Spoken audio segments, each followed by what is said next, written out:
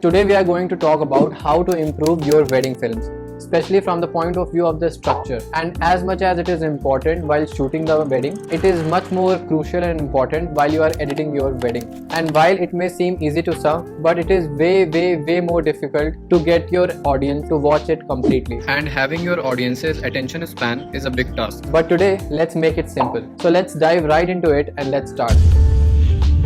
There are multiple types of wedding films, two most important being the trailer and the full film. In this video, we are discussing about the trailer and not the full film. A wedding film can be approached from many different point of views. You can call them perspective.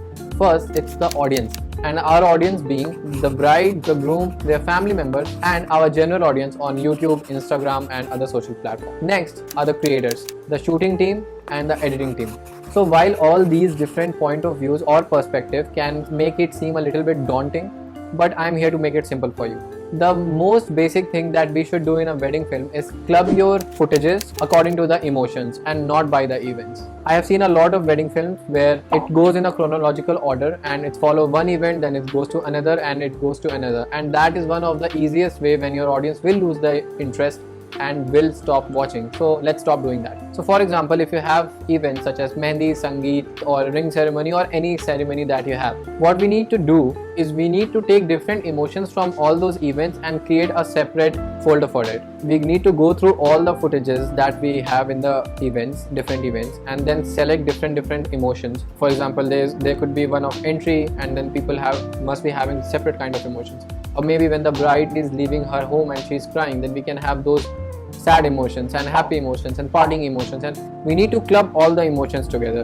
Now, when you start editing, you must have seen in any film, a film is basically a roller coaster of emotions. So you have your entry point, then it goes up, the emotions of happiness, then sad, then up and down and up and down. Now, since we have all the set of emotions with us, it's very easy for us to play with it. If you go by the event, it's harder to create such thing. You can do it, and by the way, whatever we are discussing is kind of a guideline and no hard and fast rule. So feel free to create whatever you want. These are the things that I like to do, and it has worked for me so far. So in any film, the first thing that we need to do is set up the theme and introduce our main characters.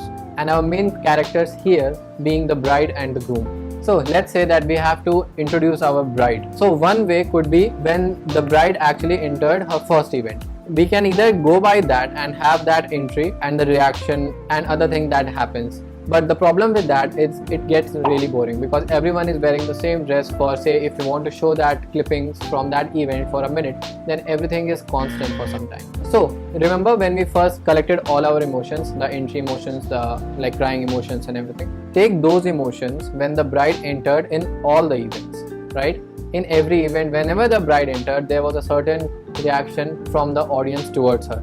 So we need those reactions, and we need the reaction of the bride, the groom and everyone, and show that collectively, because we cannot have multiple entrances for the bride or for any character as such in films. We cannot have multiple entries of the hero or our characters in our films, right? And moreover, I'm going to tell you something very interesting. If you record bites, if you record interviews, then you can have all the separate bites from different family members talking about the bride or the groom and her characteristics, and you can use them as a background audio. So that makes a really compelling entry.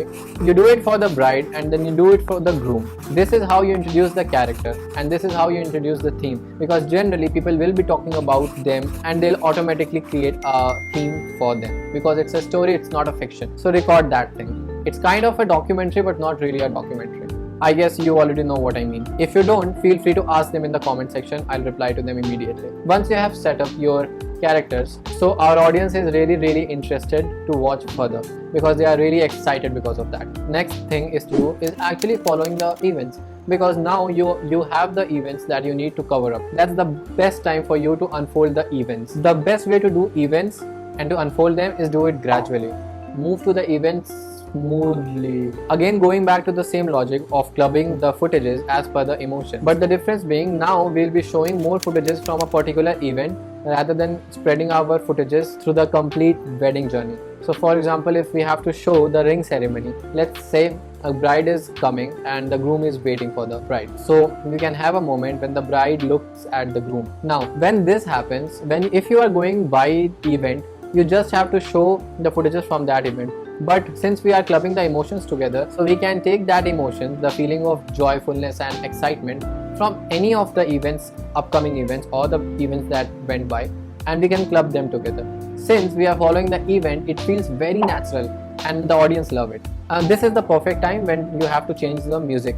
You can show different footages from separate events, but to mark that this is an event of ring ceremony, you can have a separate background music for this particular event, and that is how you go from event to event perfectly while not making it boring for the audience. Now before we go further, we talked about different point of views, and before we discuss that, please hit subscribe to the channel if you're liking the content. I'm planning to make such content more and more, and when you hit that subscribe button, I'll also get an idea that you are into such content, and I would really appreciate it and it would mean the world to me. So thank you so much. Since we talked about the different point of views of the audience, the groom, the bride and the general audience, and in terms of the creators, the shooting team and the editing team. So while structuring the video, it's very important for you to take in consideration of all these aspects. Think from the point of view of the bride. When she is watching your film, she wants to see herself and her family members, and whether she could convey her message properly or not, and what are the other things that other people, family member, had to talk about or say about her. These are some of the things that she want to watch in the film. Same goes for the groom, and for the general audience, it has to be compelling and interesting so they don't feel disconnected from the film. In terms of the creators, say the shooting team, what are their capabilities and what they can do. In terms of editing team, what are their capabilities and what they can do and how they want to structure it. So we need to consider everything before creating a good wedding film structure. Now what we need to discuss is how to create drama. So if you know anything about screenwriting, you must be aware about the 3-act structure. Act 1, Act 2A, Act 2B and Act 3. Act 1 is where you set up the theme, introduce the character and start the journey. And Act 2 and okay, I'm not going much deep into it. This is for another video. But generally in films, there is a point, especially in Act 2B, where it's the most downfall point in the whole movie, when our main character has lost everything and in no way they can achieve their goal, whatever their goal was. Now we don't have such kind of goal in a wedding film, but there is one event when everything goes down for some time. It's the time when the bride is leaving her house. That is one of the most emotional point in a wedding. Once we go from event to event, somewhere around 70% of the duration, you need to show the downfall or the sad moment of your wedding film. Then we can move to the fun part, the enjoyment part, the partying, the dancing and everything, because we want to end our wedding film on a happy note, because that is how life works. Even though sometimes low moments comes, but it is always followed by a happy, exciting moment. And now it will be very easy, because since we already clubbed all our emotions together, everyone's emotion in one bundle, we can throw them all together in this particular event, show the excitement from any of the events. It doesn't matter what event we are considering. We can show the excitement, the fun part, the madness part of, and how excitement everyone is and how happy everyone is, and we can show and lay out everything right at the end, because that is how weddings are and that is how their lives will be. The life of the bride and the groom and the family member and everyone involved. Fun journey that they have just started, and they'll cherish it throughout their life. There are a lot more stuff that goes into creating a wedding film, and we'll discuss that from time to time, or let me know if there is anything particular that you want to discuss in the comment section. Also, thank you so much for sticking till here and watching the film, and we'll talk in the next video. Bye.